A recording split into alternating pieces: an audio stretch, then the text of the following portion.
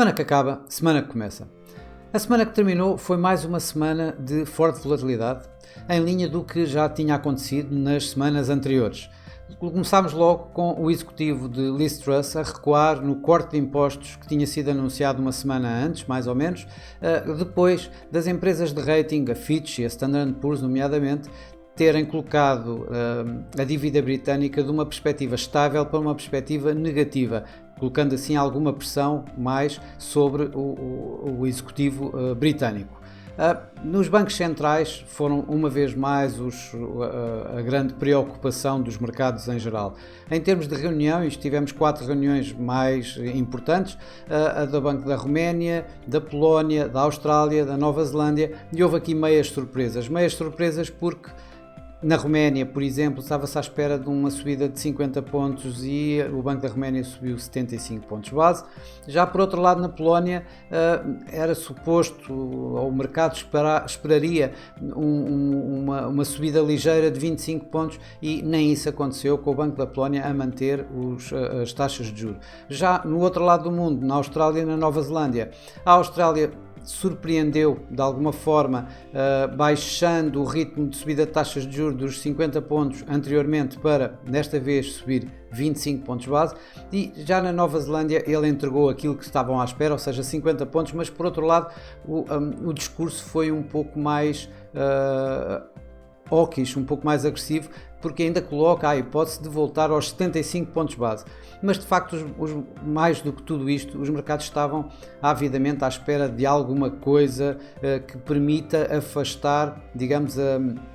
o sentimento de recessão, o sentimento de contração na economia e tentar ver algum ponto positivo. Daí continuarem fortemente a olhar e a ouvir para os bancos centrais, os vários responsáveis que foram, os muitos que foram falando durante a semana, mas de facto isso não aconteceu, porque nos Estados Unidos praticamente todos, e foram muitos, os responsáveis do Fed que falaram durante a semana, todos eles em uníssono continuaram a manter,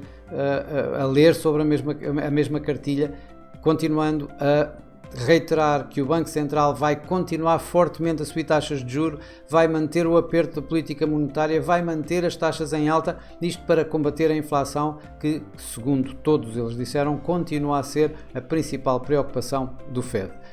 Na Europa, aliás, não na Europa, mas na Áustria em especial, os países da OPEP e seus aliados reuniram-se pela primeira vez nos últimos 2 anos a nível físico, presencial, e desta vez foi logo para cortar a produção do petróleo deste grupo em 2 milhões de barris por dia. Isto corresponde mais ou menos a 2% do consumo, e isso o que de facto deu aqui assim um boost nos mercados nos preços do petróleo, apesar de que estes 2 milhões acabam por se traduzir praticamente em metade, tendo em consideração que já atualmente grande parte dos países produtores de petróleo, não os principais, mas digamos os mais satélites, acabam por não conseguir cumprir com as cotas de petróleo que em princípio poderiam produzir, e eles não as conseguem já produzir. Portanto, este corte de 2 milhões acaba por não ser 2 milhões, mas provavelmente pouco mais de 1 milhão. Ainda assim, as reações dos mercados não se fizeram esperar, nomeadamente na Europa, em que saiu um novo pacote de sanções à Rússia, em que um dos pontos é exatamente limitar o preço a que os países vão comprar petróleo à Rússia, petróleo e gás natural à Rússia. Isto de imediato acabou por criar aqui assim mais volatilidade ainda nos mercados, obviamente, quase que fazia esquecer que estávamos numa semana de non-farm payrolls em que os mercados estariam mais atentos a estes números e que acabaram por sair na sexta-feira com 263 mil novos postos de trabalho e uma taxa de desemprego a cair dos 3,7% para os 3,5%. Obviamente que isto acabou por colocar uma vez mais pressão sobre as obrigações e sobre as ações, ou seja, tudo aquilo que o mercado andava à procura, tudo aquilo que o mercado estava a tentar ver razões para um abrandamento por parte do Fed, um abrandamento por parte da agressividade do Fed relativamente às subidas de taxa de juros, se as coisas já não estavam tão de feição com os vários discursos mantidos pelos membros do FOMC durante a semana, ainda ficaram piores com os non-farm payrolls. E isso obviamente deu logo aqui assim um final de semana bastante quente em termos de mais aversão ao risco, o que já vinha a meio da semana mais ou menos a melhorar. Aliás,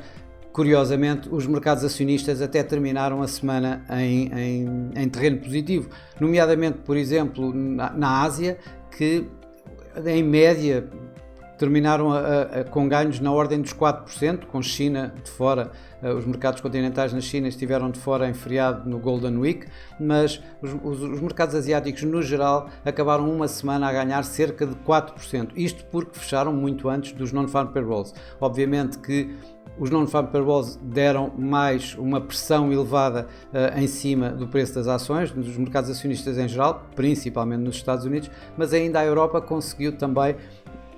terminar a semana a ganhar cerca de 1,5%, mais ou menos isso que os Estados Unidos também terminaram essa mesma semana, depois de terem vindo a ganhar, eles tinham estado a ganhar cerca de 5,5% e acabaram, ao fim de contas, só com 1,5% na semana, porque, obviamente, na sexta-feira acabaram por terminar em terreno negativo. Por cá, por Lisboa, em Portugal, o PSI 20 ganhou ligeiramente abaixo daquilo que foi a média das bolsas europeias, ganhou cerca de 1%. Em destaque, obviamente, que os preços do petróleo a subir e que levou as energéticas todas para cima, teve a Galp, que terminou a semana a ganhar 6,9%, enquanto a Greenvolt durante esta semana perdeu 6,1%. Nas commodities, obviamente que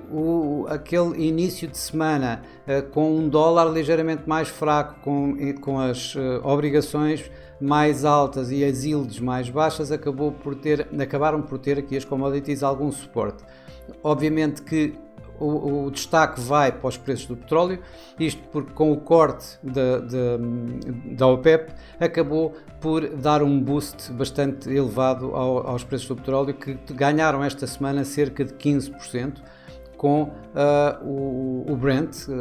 digamos a referência da Europa, a terminar a semana acima dos $98, quando tinha começado a semana à volta dos $88. No mercado cambial as coisas acalmaram um pouco, o dólar começou a semana em perdas, como já verificámos, a recuar na linha do que tinha já acontecido na semana anterior, mas isso acabou por inverter e o dólar acabou mesmo por continuar a ganhar, com o euro-dólar que veio quase à paridade, quase que tocou a paridade, acabou ali à volta dos 98, abaixo dos 0,98. A Libra também recuou da recuperação que vinha a ter, depois de grande volatilidade, também acalmou um pouco a volatilidade, mas acabou por recuar dos ganhos que vinha a ter depois dos mínimos históricos que fez, e o Ian continua, digamos, a ser negociado quase que a desafiar o Banco do Japão uma vez mais para intervenções, na medida em que tem vindo a negociar e teve praticamente o dólar iene teve praticamente a negociar encostado a 145, ou em torno de 145, durante toda a semana, sem que desta vez houvesse qualquer intervenção, mas também o mercado não desafiou mais do que isso o próprio Banco do Japão. Esta semana que vamos ter agora pela frente, digamos que a história se deverá repetir. Vamos certamente ter o mercado muito preocupado, uma vez mais, com os bancos centrais e tentar aferir, ver o que é que vai suceder, quando é que poderá haver alguma inversão no sentimento de mercado derivado a um abrandamento do aperto monetário que todos estão a fazer. Para já vamos ter durante toda a semana vamos ter as reuniões do Banco Mundial e do FMI, em que vão lá estar muitos banqueiros, alguns deles são, por exemplo, Andrew Bailey do Banco de Inglaterra, que vai lá discursar, Christine Lagarde do Banco Central Europeu também lá estará, Thomas Jordan do Banco Nacional Suíço também estará lá, e certamente os mercados vão estar bastante a acompanhar tudo isso, a ver se há algum sinal que possa dar, na medida em que tanto o Banco Mundial como o Fundo Monetário Internacional já deu algumas indicações de que poderá não ser a melhor forma de abordar a economia neste momento, ou o crescimento económico deste momento, a forma como os bancos centrais o estão a fazer. Vamos ver o que é que daí sairá. Por outro lado, vão estar uma vez mais inúmeros responsáveis do Fed a falar, e certamente eu não estou à espera que seja uma história diferente do que se passou a semana passada, ou seja, uma voz única a falar sobre a contínua preocupação da Reserva Federal face à inflação e o combate a essa mesma inflação, com continuada subida de taxas de juros e ainda manter essas taxas de juros altas durante bastante mais tempo, quando o mercado já está a querer ver uma inversão dessas taxas de juros já no ano de 2023. Isto quando vamos ter os dados, os importantíssimos dados da inflação dos Estados Unidos, que vai ser o grande dado, digamos, desta semana. Os mercados estão à espera de ver uma inflação a cair uma vez mais, desta vez de 8,3% para 8,1%, devido ao continuado baixa de preço nos combustíveis. No entanto, se retirarmos os combustíveis e retirarmos a alimentação, o consenso aponta uma vez mais para um aumento dessa inflação de 6,3% para 6,5%, à volta de 0,4% no mês. Os 6,3%, 6,5%, estamos a falar de uma métrica anual, e isso vai continuar a colocar a tal situação do Fed, mantendo o Fed bastante agressivo relativamente ao controle dessa mesma inflação. Por fim, temos os resultados, a época de resultados a começar em força durante esta semana. Vamos ter os principais bancos como o JP Morgan Chase, o Wells Fargo, o Citigroup a apresentar resultados, e realmente isso pode ser um game changer, digamos, nestes próximos tempos, as apresentações de resultados do terceiro trimestre, que muitos já receiam que possam mostrar de facto o caminho da recessão, e isso aí obviamente vai ser bastante, especialmente, eu diria mesmo, acompanhado pelos mercados, de forma a dar o rumo aos mercados nos próximos dias, certamente. Bom, bons negócios a todos, uma boa semana, e para a semana cá estaremos novamente. Até lá!